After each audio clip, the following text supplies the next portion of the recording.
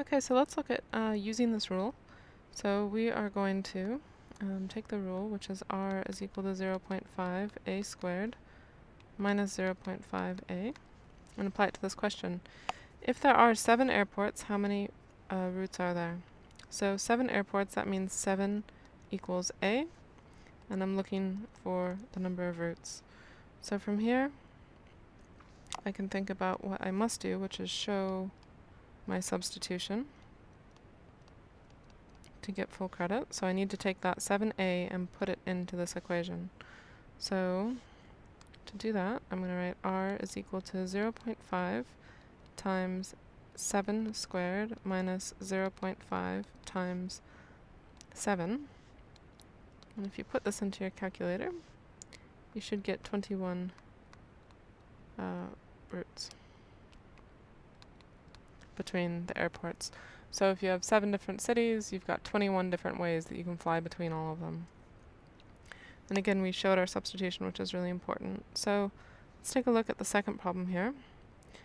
If there are 55 routes, how many airports? So starting with our rule again, r equals 0.5 a squared minus 0.5 a. Let's think about what they've given us here. 55, that's r, that's the number of routes. So 55 equals r, and what I want to know is the number of airports. So if I show my substitution again,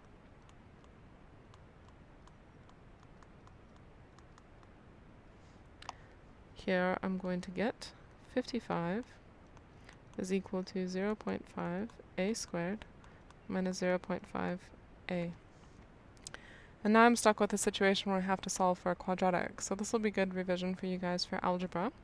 Don't worry if you're not an algebra person, there is a way to do it on the calculator as well, but I'll show that at some other point. So if I want to, and if you want to use a calculator, feel free to abandon this video at this point, but for that revision and for those that are doing it by hand, what I need to do with my quadratics is I need to make sure for two things. One, that the first thing I have to do is set it equal to 0. Then I'll have to factor it. And so the first thing I notice here is that, well, it's not equal to 0, and I have an inconvenient 0.5 with my x term here, my first quadratic bit. So for me, I know that if I times everything by 2, 110, what's 1/2 times 2?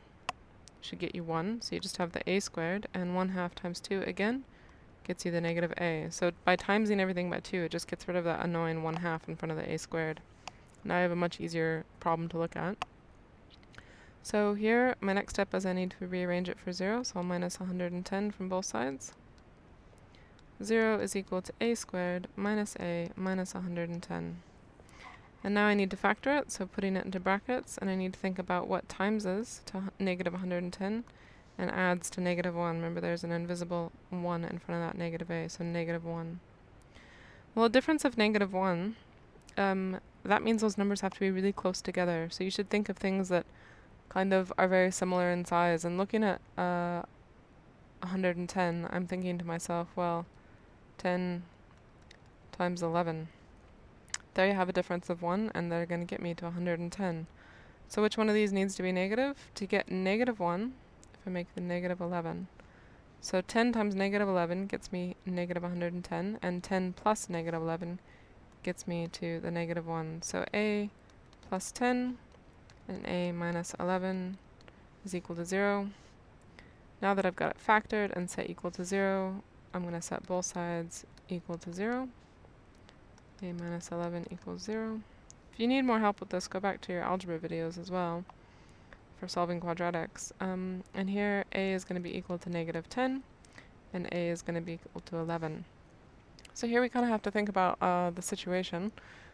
Quadratics will always give you two solutions, and the two solutions here are negative 10 and 11. Well, there's two ways to interpret this problem then. You could have negative 10 airports, or you could have 11 airports. And you can't really have a negative number of airports, so we'll write it to make sure we clarify that. Can't have negative airports. Or you could say something like solution must be positive. So a is equal to 11 airports. I know that if I have 55 routes to fly between cities, there'll be 11 different airports that I'm flying in between. So that's the way this one works out. And again, if you do end up with a negative solution, just make sure that you do clarify that you can't have a negative solution in this case when you're talking about airports. Doesn't mean negative isn't sometimes helpful in quadratic, just not here.